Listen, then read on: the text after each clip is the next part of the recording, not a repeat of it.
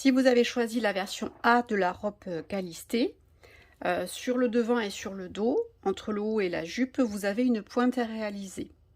Donc ça peut paraître un petit peu compliqué quand on n'est pas habitué, mais je vais vous montrer comment on peut bien préparer la pointe pour qu'elle soit impeccable.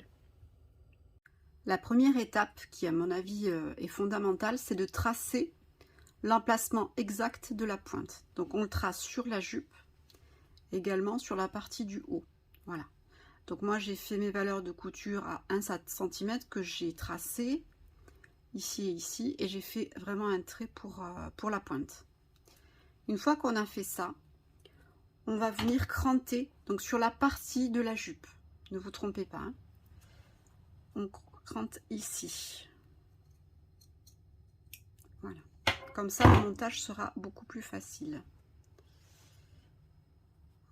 Et après, on positionne la pointe de la jupe sur la pointe du haut. Comme ça. Je vais m'approcher un petit peu. Hop. Voilà. Donc on a le cran, on voit derrière hein, le trait du haut. Comme ça. Et on épingle. Voilà.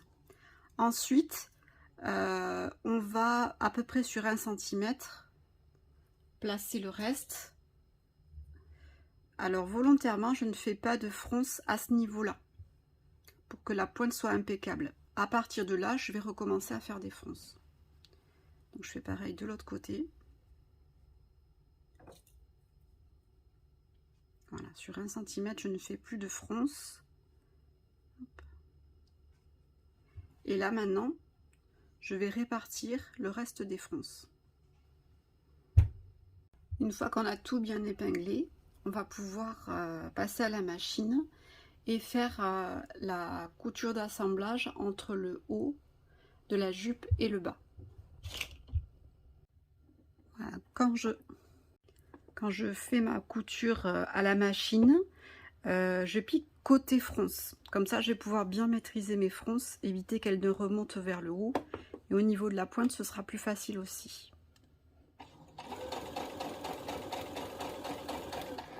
Donc j'arrive au niveau de la pointe.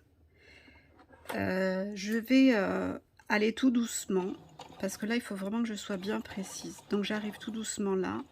Je finis notamment à la main et je plante mon aiguille, hop, pile sur la pointe.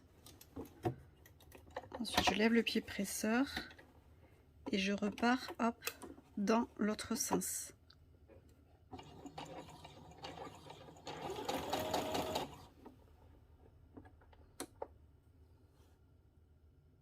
Et maintenant, je peux poursuivre la suite de la couture. Quand je retourne, voilà, ça donne ça. Alors là, c'est pas encore repassé, mais on voit bien que la pointe, elle est plutôt bien placée. Et après, j'ai d'autres fronces là. Alors, je vais remonter la couture vers le haut. Et maintenant, je vais bien repasser ma pointe pour qu'elle soit plus jolie. Voici donc le résultat après repassage. Donc, on a une jolie petite pointe qui est plate. Et après, la suite des fronces sur le côté.